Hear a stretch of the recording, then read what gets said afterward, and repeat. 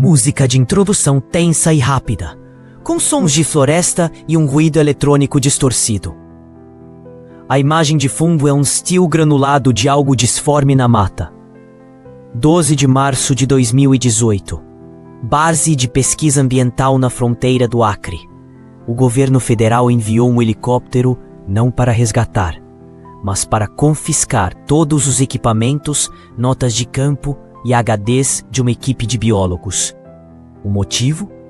Um vídeo de 47 segundos que eles haviam gravado na mata. E o que eles filmaram não era uma onça rara, um novo tipo de macaco, ou algo que pudesse ser catalogado em qualquer livro de zoologia. Era algo que a ciência diz ser impossível, mas que está tão profundamente enraizado na nossa cultura que a simples ideia de ser real pode mudar tudo o que você pensa sobre a floresta e sobre quem realmente manda nela. Pega o café, senta aí, que hoje a gente vai mergulhar na Amazônia profunda para tentar entender. O Curupira foi filmado? E por que o governo agiu tão rápido para esconder a prova? Bora lá, porque essa história é mais que folclore. É um caso de segurança nacional e mistério sem solução. Doutora Helena Castro, 38 anos, PhD em ecologia, era o tipo de cientista que só acreditava no que podia ser medido, pesado e replicado em laboratório. Ela não estava procurando por lendas, ela estava procurando por motosserras. Sua base, financiada por uma ONG europeia, ficava a 400 quilômetros do ponto de civilização mais próximo.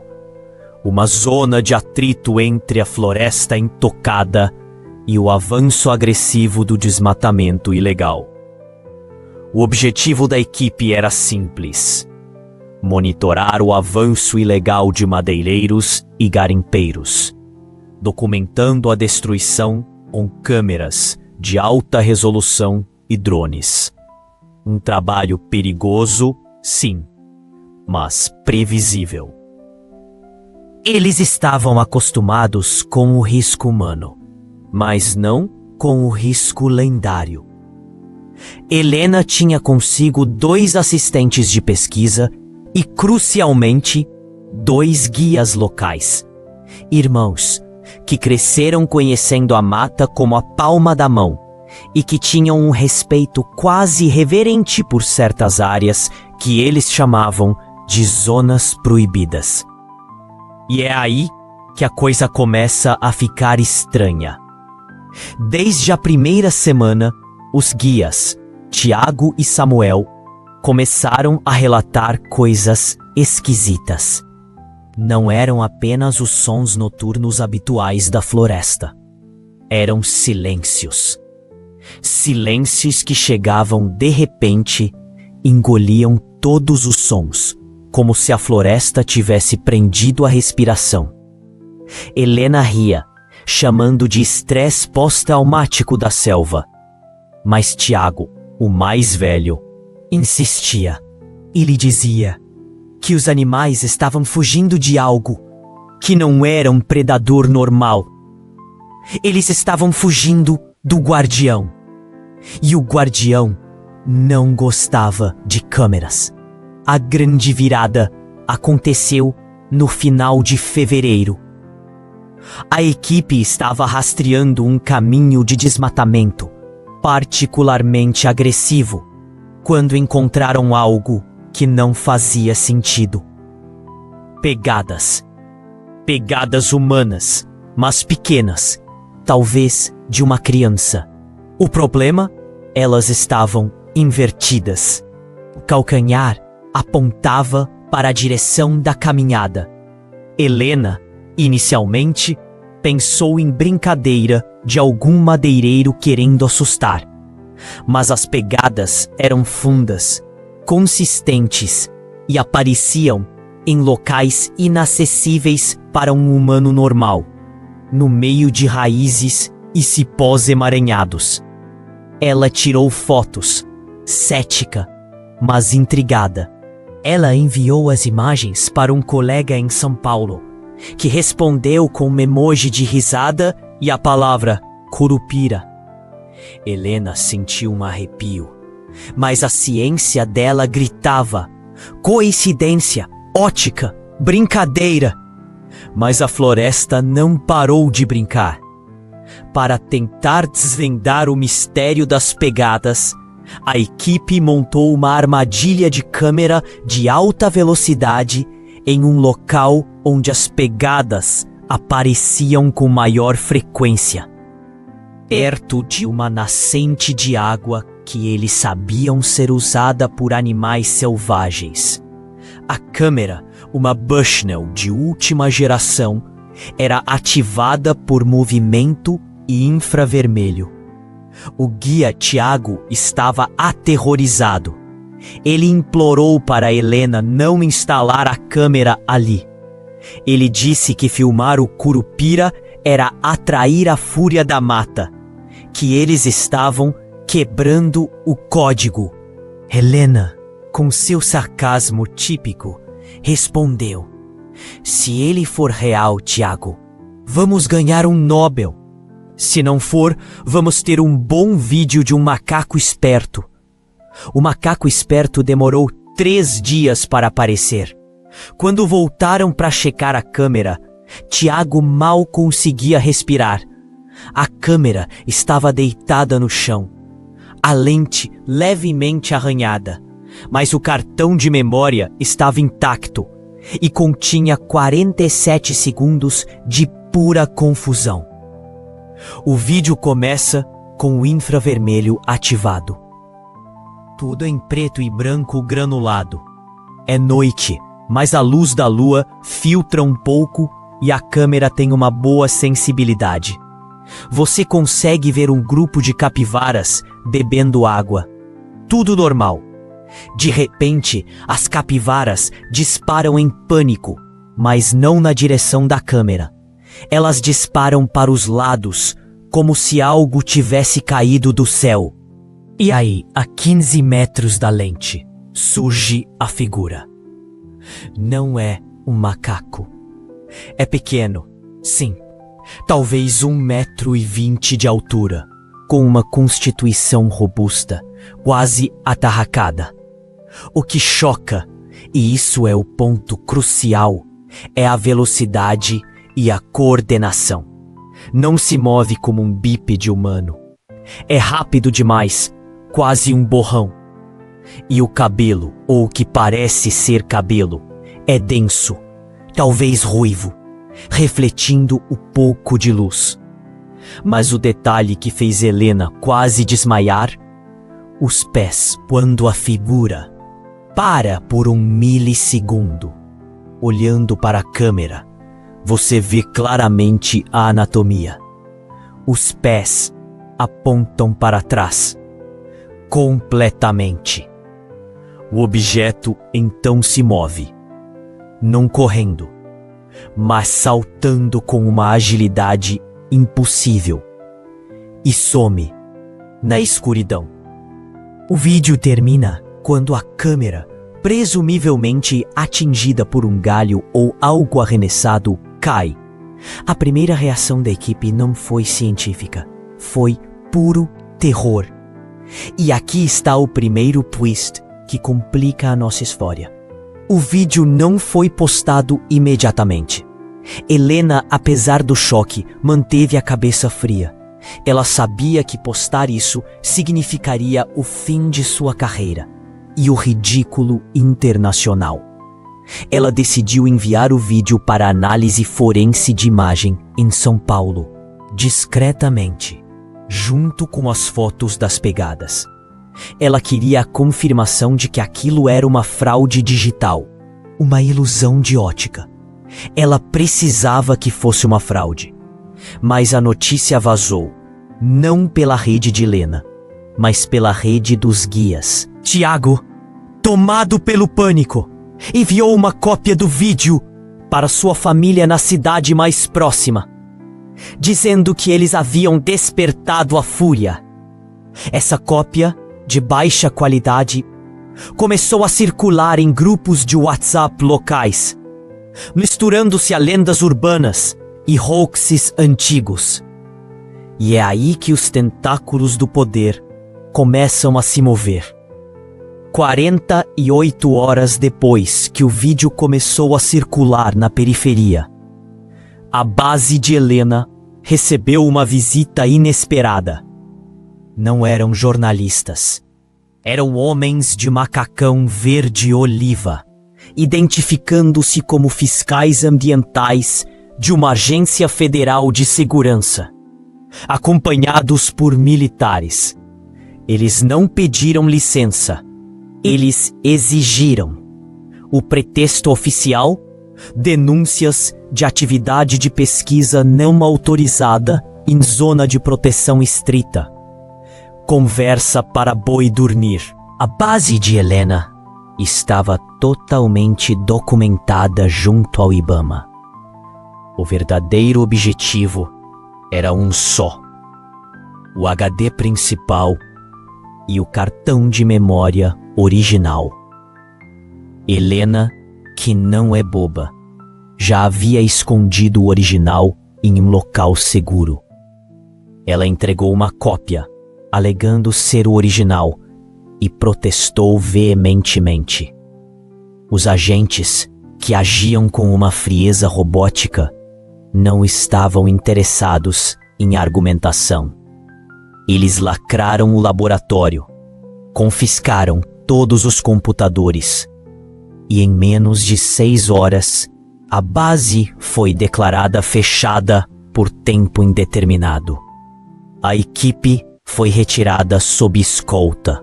Helena, humilhada e furiosa, voou de volta para São Paulo com uma cópia digital do vídeo que poderia destruir a ciência ou a política brasileira. E é aqui que entramos na fase de investigação real, porque a partir daqui o mistério não é mais sobre o Curupira, mas sobre o silêncio imposto. Imagina a cena. Você tem um vídeo que prova que o folclore mais famoso do Brasil é real. O que você faz? Você procura o History Channel? Não. Você procura a análise técnica mais rigorosa possível. Porque se houver um fio solto, a narrativa oficial vai rasgar você ao meio. Helena procurou o Dr. Ricardo Almeida, um dos maiores especialistas em análise forense de vídeo da América Latina. O cara trabalha com a Polícia Federal em casos de fraude e manipulação digital. Se ele dissesse que era falso, Helena aceitaria e jogaria o vídeo fora.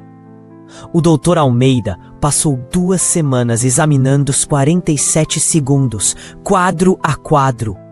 Ele usou técnicas de estabilização de imagem, análise de ruído digital e tentou identificar qualquer rastro de deepfake ou edição. Primeiro veredicto: não há sinais óbvios de manipulação digital grosseira. O vídeo é contínuo e a iluminação infravermelha se comporta de forma orgânica. Ponto para Helena. Mas e o objeto? O Dr. Almeida estava cético sobre o bípede. Ele tentou enquadrar a figura dentro de algo conhecido. Um macaco prego grande? Um mico-leão dourado em pé? Não. A proporção dos membros e principalmente a marcha eram completamente incompatíveis com qualquer primata conhecido. Ele focou na velocidade. O objeto se movia a uma taxa que exigiria uma potência muscular e uma coordenação que desafiavam a biomecânica humana, especialmente em terreno tão irregular. E o mais bizarro, a figura parecia se mover sem quebrar galhos ou fazer ruído, exceto pelo último segundo do vídeo. O Dr. Almeida levantou a hipótese de ser um efeito visual criado por distorção de lente ou por vapor d'água na mata. Mas a análise de profundidade refutava isso. A figura estava realmente ali, a 15 metros. E o que ele disse sobre os pés? Isso foi o que mais dividiu os especialistas. Um grupo, liderado por um colega de Almeida, sugeriu que os pés invertidos eram apenas a parte inferior de uma vestimenta ou a cauda de um animal mal iluminado. Mas a análise de Gait, a maneira de andar, mostrava que o objeto estava efetivamente usando a parte de trás do que seriam os pés para impulsionar o movimento. Isso é anatomicamente impossível para qualquer mamífero terrestre conhecido. Imagine só, para andar com os pés para trás, o seu joelho teria que dobrar para frente e para trás ao mesmo tempo.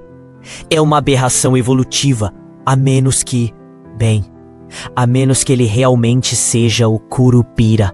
Mas a ciência não aceita a menos que. O segundo grupo de análise, composto por antropólogos e folcloristas, entrou no debate não sobre a imagem, mas sobre o contexto. Eles argumentaram que a consistência da lenda do Curupira, desde os relatos dos Tupi-Guarani até os dias de hoje, sugere a existência de um arquétipo, ou, mais chocante, de uma espécie que aprendeu a se esconder de forma eficaz. Professor Meirelles, um antropólogo da USP, apontou: se fosse um hoax, seria um hoax perfeito, feito por alguém que entende profundamente a lenda. O Curupira não ataca indiscriminadamente. Ele ataca quem destrói. Ele é o guardião, e o vídeo mostra exatamente isso. A figura surge em resposta ao pânico dos animais. Mas a comunidade científica internacional, claro, torceu o nariz.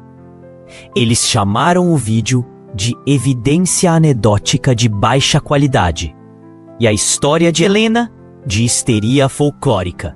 O que parecia ser a prova definitiva tornou-se apenas mais um vídeo granulado na internet. Mas o que a maioria das pessoas e a mídia ignorou foi a reação do governo. Se o vídeo era apenas um hoax de baixa qualidade, por que uma agência federal enviaria militares para fechar uma base de pesquisa internacional e confiscar equipamentos? Você não usa um helicóptero de milhões de reais para apagar um vídeo do WhatsApp. Papo sério agora. O verdadeiro crime não estava na floresta, estava na política. Helena, agora de volta a São Paulo, passou a ser alvo de uma campanha de descrédito profissional. Seus financiamentos foram cortados. Seu nome foi associado a pesquisa pseudocientífica. O sistema estava tentando silenciá-la, não porque ela filmou um monstro, mas porque ela filmou algo que não devia estar ali. E aqui está o clímax da nossa investigação. O que estava realmente por trás do Curupira? O Dr. Ricardo Almeida, o analista forense, conseguiu extrair mais do que apenas a figura do bípede. Ao estabilizar e ampliar o fundo do vídeo, o que era difícil devido à baixa luz e ao movimento, ele notou algo que não tinha a ver com a lenda. A 50 metros, atrás da figura do Curupira, havia um clarão intermitente. E não era relâmpago. Ao aplicar filtros de cor e tentar reconstruir a imagem, Almeida percebeu que o flash era consistente, com a luz de um gerador a diesel, ou mais especificamente, com o brilho metálico de uma operação de mineração em pequena escala. O Curupira, ou o que quer que fosse, não estava apenas passeando pela nascente. Ele estava na linha de frente de uma área de garimpo ilegal massiva, que estava sendo escondida sob a densa copa da floresta. E a equipe de Helena estava a metros de expor essa operação. Pensem comigo. A área do Acre, onde a pesquisa estava sendo feita, é rica em ouro e outros minérios. O garimpo ilegal é uma máfia bilionária, com conexões diretas em Brasília e nos escalões mais altos de agências de fiscalização. Se Helena tivesse capturado imagens claras da mineração, ela teria exposto uma rede de corrupção que envolvia políticos, empresários e possivelmente os mesmos agentes que fecharam sua base. O Curupira foi a cortina de fumaça. A agência federal não estava preocupada com um monstro do folclore. Eles estavam preocupados que a câmera de alta resolução de Helena pudesse ter capturado evidências de crime ambiental e econômico de proporções gigantescas. O vídeo do monstro era apenas o gatilho, a prova de que a equipe estava perto demais da verdade. E a figura do Curupira? A teoria mais chocante levantada pelo professor Meirelles, o antropólogo, sugere que a lenda pode ter sido usada ao longo dos séculos para proteger áreas críticas. Seja a figura real, uma espécie isolada, um hominídeo adaptado, o que quer que seja, ou seja um hoax humano muito bem orquestrado pelos povos indígenas para afastar invasões. O efeito é o mesmo: terror e isolamento. Mas neste caso de 2018, o terror funcionou para os dois lados. O Curupira estava defendendo a floresta dos garimpeiros, e o governo usou o pânico gerado pelo Curupira para defender os garimpeiros da exposição. É uma ironia cruel. A lenda mais poderosa da Amazônia, mas ela sabe que divulgá-lo agora, sem a proteção institucional, significa não apenas arriscar o ridículo, mas a própria vida. Os agentes que fecharam a base nunca foram identificados publicamente. A investigação sobre a suposta atividade não autorizada foi arquivada.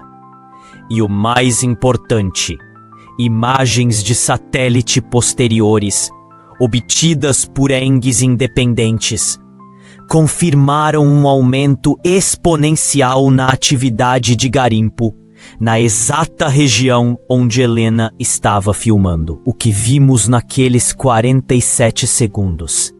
Vimos a prova de que existe algo na floresta que desafia a nossa compreensão.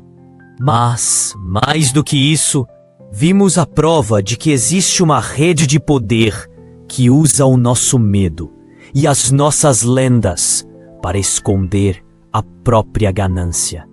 O Curupira, seja ele um ser de carne e osso ou apenas o espírito da floresta em fúria, estava apenas defendendo a casa dele. Nós, os humanos, fomos os verdadeiros monstros. Tim Lopes pagou com a vida por expor a verdade sobre um crime. Helena Castro pagou com a carreira por filmar uma lenda que protegia o local de um crime. As consequências são as mesmas. O silêncio sempre vence quando a verdade ameaça os poderosos.